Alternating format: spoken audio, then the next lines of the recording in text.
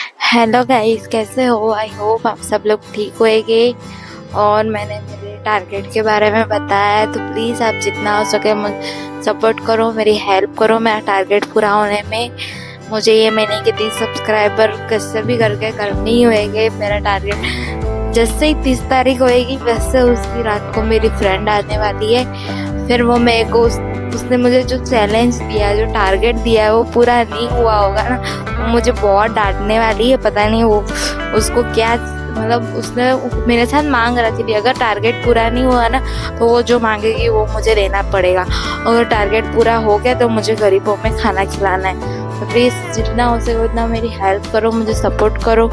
वैसे तो आज हो गई है 18 तारीख, अब मेरे पास है 11 दिन ही बाकी है, 11-12 दिन बाकी है। प्लीज़ जितना हो सके उतना सपोर्ट करो गाइस। मेरी वीडियो को लाइक करो, चैनल को सब्सक्राइब करो, कमेंट सेक्शन में बताओ मेरी वीडियो कैसी है, मेरी जो ये सारी स्टोरियाँ कैसी है, वो सब आप मुझे बता सकते हो। फिर आपको मेरी कोई गलती भी लगती है ना, तो आप मेरी गलती भी कमेंट सेक्शन में लिख सकते हो कि मुझसे ये गलती हो रही है, तो मैं वो गलती को सुधारने के लिए तैयार हूँ।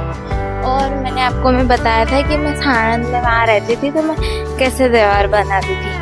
वहाँ पे मैं शांतिवन सोसाइटी में रहती थी, वहाँ पे नवरात्रि थी। वहाँ पे नवरात्रि के 9 के 9 दिन हमारे वहाँ घर के बाजू में ही गरबे होते थे। मैं तो छोटी थी, छोटी मैं तो कटमेडी और छोटी छोटी चनिया चोली पहन के जाती थी, बाकी सब बड़े बड़े हुआ करते थे। वहाँ पे मेरी कोई फ्रेंड भी नहीं होती थी, सिर्फ मैं अकेली होती थी और बड़ी बड़ी लड़कियों के साथ, मेरी मम्मी लोगों के साथ ऐसे मैं खेलती थी घर पे। पहले तो आरती स्टार्ट करते थे, आरती हो जाए उसके बाद प्रसादी का तो हमें वेट होता था जितना। तब तो आपको पता ही है छोटे बच्चों का तो कैसा होता है कि छोटे होते तो उनको आरती से ज़्यादा तो कब आरती ख़त्म होए और हमको प्रसादी मिले, प्रसादी का ही इंतज़ार रहता था। तो फिर प्रसादी मिलती, हमें हर रोज़ अलग अलग तरह की प्रसादियाँ मिलती। फिर उसके बाद है ना गरबे स्टार्ट होते, धीरे धीरे गरबे स्टार्ट होने के बाद सब बहुत देर रात तक गरबे खेलते। फिर उसके बाद देर रात तक डांडिया रास खेलते, मतलब ऐसा अलग अलग मतलब त्यौहार मनाते, बहुत अच्छा लगता था। और बाकी जो दीपावली में तो हम तो दीपावली भी वहीं बनाते थे, दिए जलाना। कभी कभार ही गाँव जाते थे क्योंकि मेरी मम्मी बंगले पे काम करती थी, तो उसको मतलब कम छुट्टी मिलती थी, कभी जाते कभी नहीं जाते। या तो कभी यहाँ एक बार तो है ना अहमदाबाद में मेरे पापा हमें ना कांकरिया और एयरपोर्ट घूमने लेकर आ गए थे, दिवाली के टाइम पे नहीं ले गए थे हमको, तो फिर हम यहाँ आ गए थे। और जब भी मेरे को गाँव जाना होता था ना, तो क्या करते मेरे पापा है ना मेहंदी के कोन लेकर आते थे।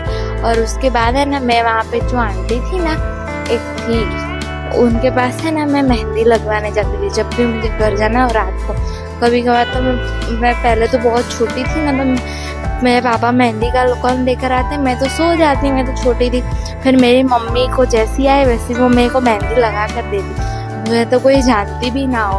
और सुबह मैं जग के देखूँ तो मेरे हाथों में मेहंदी लगी हुई ऐसे। फिर उसके बाद वहाँ पे है ना होली का त्यौहार है ना, सब बड़े बड़े तो मतलब रात को है ना होली जलाते ना वहाँ पे। वहाँ पीपल का पेड़ था, उसके बाजू में ही होली जलाते थे, सामने दुकान थी।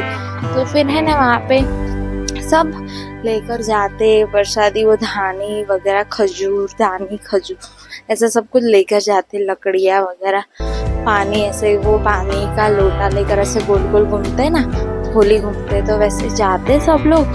फिर उसके बाद है ना वहाँ पे मैं भी सब लोगों के साथ जाती, वहाँ चप्पल पहने बिना ही होली तो घूमते हैं ना, तो मेरे तो पैर में इतनी जलन होए तो भी मैं तो जाऊँ। और वहाँ पे तो कैसा पता है कि वहाँ होली के ऊपर से वो साइड में पता नहीं जलता हुआ था, तो कोई कोई बच्चे लोग तो उसके ऊपर चढ़ चढ़ के जाते थे जानबूझ के ऐसे मस्ती करने के चक्कर। तो वैसे वैसे मतलब होली बनाते थे। दूसरे दिन होली के दिन है ना सब लोग क्या करते थे बता, कि सब लोग है ना होली खेलते और मेरी मम्मी मुझे जाने ही ना दे, जाने दे ना तो 1-2 घंटे में वापस बुला देती, तो भी सब लोग तो वहाँ पे क्या पूरा दिन खेलते, तो मुझे भी खेलने का होता था। तो मेरी मम्मी क्या मेरे को जाने ही नहीं दे, मेरे को बुला दे एक बार अंदर, फिर जाने ही ना दे, बाहर से मुझे बुलाए। वो बाजू में जो दीदी थी ना, एक का नाम दक्षा था, एक का नाम जिज्ञासा दीदी का था, एक का नाम जिज्ञासा दीदी था, एक का नाम शेफाली दीदी था।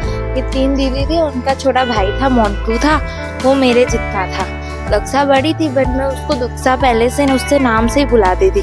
तो फिर क्या करती, मेरी मम्मी मुझे जाने नहीं देती, आगे का दरवाजा बंद कर देती तो मैं पीछे के दरवाजे से निकल जाती, मेरी मम्मी पीछे का दरवाजा बंद करे तो मैं आगे के दरवाजे से निकल जाती, ऐसे बहुत निकल जाती थी मैं। आपको है ना ये बाकी है ना बहुत सारी मस्ती वाली बातें हैं जो मैं आपको है ना अभी नहीं दूसरी वीडियो में बताऊंगी, इसलिए अभी के लिए इतना ही सही। प्लीज़ गाइस आप मेरे चैनल को सब्सक्राइब करो, वीडियो को लाइक करो, जितना हो सके उतना सपोर्ट करो। Please do subscribe my channel.